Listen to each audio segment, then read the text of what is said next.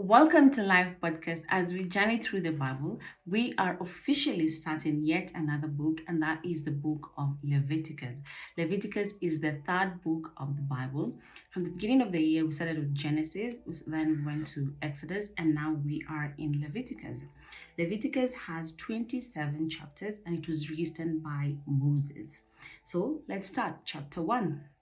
The Bible says, procedures for the burnt offering. Remember in the book of Exodus, the God had given Moses instructions of making of the ark and the tabernacle and all that other stuff. And then now we see the Lord giving them instructions on how they were supposed to do their offering and the sacrifices. So let's read. The Lord called to Moses from the tabernacle and said to him, give the following instructions to the people of Israel. When you present an animal as an offering to the Lord, you may take it from your herd of cattle or your flock of sheep and goats. The Life Application Bible Study explains slightly on the book of Leviticus, and it says, we may be tempted to dismiss Leviticus as a record of bizarre rituals of a different age, but its practices made sense to the people of the day and offer important insights for us into God's nature and God's character.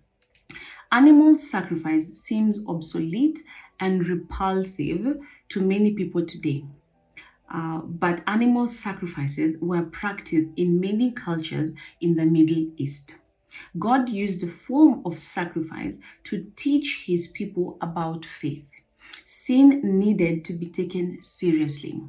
When people saw the sacrificial animals being killed, they were sensitized to the importance of their sin and guilt.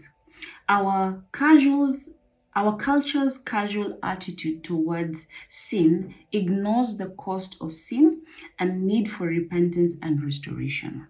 Although many of the rituals of Leviticus were designed for the culture of the day, their purpose was to reveal a high and holy God who should be loved, obeyed, and worshipped. God's laws and sacrifices were intended to bring out true devotion of the heart. The ceremonies and rituals were the best way for the Israelites to focus their lives on God. So at least Life Application gives us a very good explanation as to why the sacrifices were done back then and not now. Because Jesus became the ultimate sacrifice. So we no longer need to continue doing animal sacrifices. Let's continue. So the people were supposed to present an animal as an offering to the Lord, and they should have taken it from their own herd of cattle, a flock of sheep and goats. Verse 3. If the animal you present as a burnt offering is from the herd, it must be a male without defect. Why did it have to be a male without defects? The Life Application Bible Study explains why there was a difference, because in the book of Leviticus, we're going to see the word sacrifice and offerings. And the Life Application Bible Study explains why the different words were being used. And it says, was there any difference between a sacrifice and an offering? In Leviticus, the words are interchanged. Usually, a specific sacrifice is called an offering. And in this case, burnt offering, grain offering, a peace offering. Offerings in general are called sacrifices. The point is that each person offered to God by sacrificing it on the altar. In the Old Testament, the sacrifice was the only way to approach God and restore a relationship with him. There was more than one kind of offering or sacrifice. The variety of sacrifices made them more meaningful because each one related to a specific life situation. And we're going to see that the type of sacrifices that the people were supposed to give. Sacrifices were given in praise, worship, and thanksgiving, as well as for forgiveness and fellowship. The first 7 chapters of Leviticus describe the variety of offerings and how they were supposed to be used. Okay, so let's continue verse 3. So the person was supposed to bring an animal, a male one with no defects, and bring it to the entrance of the tabernacle so you may be accepted by the Lord. Lay your hand on the animal's head, and the Lord will accept its death in your place to purify you, making you right with Him. Why did they have to do that? Let's read Life Application Bible Study, and it explains what did sacrifices teach people? Number one, by requiring perfect animals and holy praise, they taught reverence for a holy God. That's number one. And then number two, by demanding exact obedience, they taught total submission to God's laws. Then number three, by requiring an animal of great value, they showed the high cost of sin and demonstrated the sincerity of the people's commitment to God. By their nature, sacrifices required the use of all the senses in worship, encouraging a whole person response to God.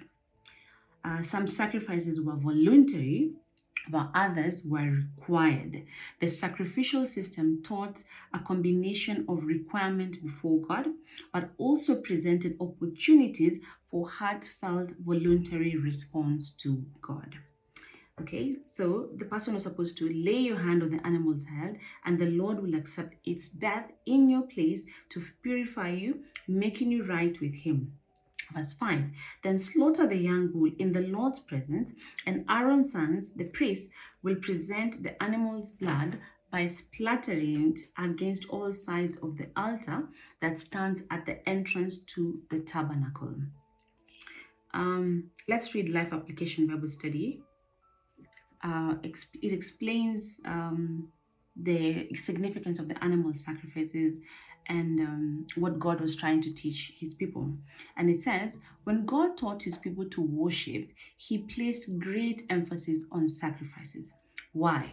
Sacrifices were God's Old Testament way for people to ask for forgiveness for their sins.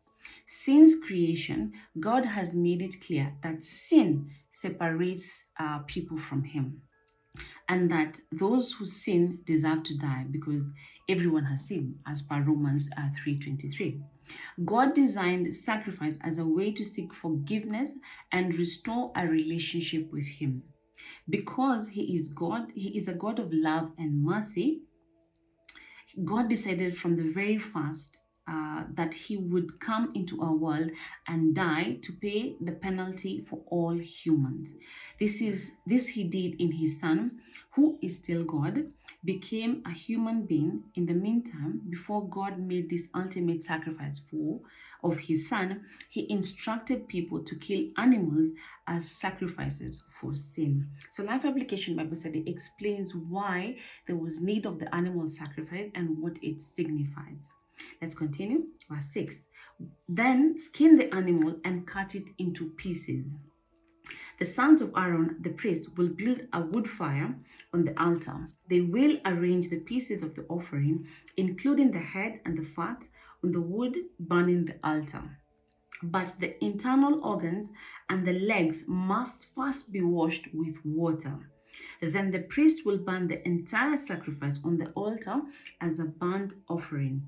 It is a special gift, a pleasing aroma for the Lord. If the animal you present as a burnt offering is from the flock, it may either be a sheep or a goat, but it must be a male with no defects. Notice that the word no defects is repeated also in verse 3 and also here in verse 10. We see that it has to be a male with no defects.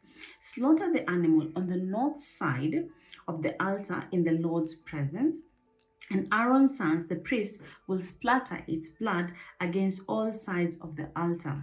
Then cut the animal in pieces, and the priest will arrange the pieces of the offering, including the head and fat, on the wood burning on the altar. But the internal organs and the legs must first be washed with water. Then the priest will burn the entire sacrifice on the altar as a burnt offering. It is a special gift, a pleasing aroma to the Lord. The Life Application Bible Study explains verses 3 to 13, and it says, Why are there such detailed regulations for each offering? God had a purpose in giving these commands starting from scratch. He was teaching his people a whole way of life, cleansing them from the many pagan practices they had learned in Egypt and restoring true worship of himself. The strict details kept Israel from slipping back into their old lifestyle. In addition, each law paints a graphic picture of the seriousness of sin and of God's great mercy in forgiving sinners. Verse 14, if you present a bird as a burnt offering to the Lord, choose either a turtle dove or a young pigeon. The priest will take the bird to the altar, wring off its head, and burn it on the altar. But first, he must drain its blood against the sides of the altar. The priest must also remove the crop of the feathers and throw them in the ashes on the east side of the altar. Then, grasping the bird by its wings, the priest will tear the bird open, but without tearing it apart. Then he will burn it as a burnt offering on the wood burning on the altar. It is a special gift, pleasing aroma to the Lord. That was Leviticus chapter 1, and those were 17 verses in which you get to see the procedures for the burnt offering. But question is, why was animal sacrifices important? Number one, Life Application Bible Study writes, animal sacrifices accomplished two main purposes. The animal symbolically took the sinner's place and paid the penalty of sin. Remember, in verse 4, it says, lay your hand on the animal's head, and the Lord will accept its death in your place to purify you. So the animal symbolically took the sinner's place and paid the penalty for sin, because clearly God hates sin. And number two, the animal's death represented one life given so that another life could be saved. This method of sacrifice continued throughout the Old Testament times. It was effective in teaching and guiding people and bringing them back to God. But in the New Testament, Christ's death became the last sacrifice needed. He took on our punishment once and for all. Animal sacrifice is no longer required. Now, any person can be freed from the penalty of sin by simply believing in Jesus Christ, acknowledging Jesus' sacrifice in his or her place, and accepting the forgiveness that Jesus offers. It's as simple as that. We no longer have to perform animal sacrifices because Jesus took our place. So what lessons do we learn in the book of Leviticus chapter 1? We get to see that the book of Leviticus starts where the book of Exodus ends. In Exodus, we got to see the instructions of building the tabernacle. And in Leviticus, we see God calling Moses into the tabernacle and giving instructions on how the people were supposed to present their worship. We see that God was very specific with the kind of sacrifice that people were to give. E.g., we get to see that he gave them instructions that it had to be a male with no defects, and this was symbolic to what Christ would do in the future. He is the Son of God, holy and without any defects. He is perfect. There were different types of offerings, and we're going to see that in the next few chapters. In chapter 1, we get to see burnt offering. In chapter 2, we're going to see grain offering. Chapter 3, we're going to see peace offering. Chapter 4, we're going to see the sin offering. And chapter 5, we're going to see the guilt offering. The burnt offering was to make payment for sins in general. It was voluntary. The animal sacrifice accomplished two purposes. The animal symbolically took the sinner's place and paid the penalty for sin. The animal's death represented one life given so that another could be saved. We also see that God is holy and he does not tolerate sin. That is why the people had to sacrifice an animal to symbolically take on their sin, because sin brings about death. And then we also see that in the Old Testament, God designed sacrifice in a way to seek forgiveness and restore our relationship with him, because God is a God of love and is a God full of mercy. We also see that the offering to the Lord had to come from the herd of cattle or flock of sheep and goats. There was a cost involved. Okay, so that was Leviticus chapter 1. Those were 17 verses. And I'll see you again tomorrow as we tackle Leviticus chapter 2, in which you're going to see procedures for the grain offering. God bless you.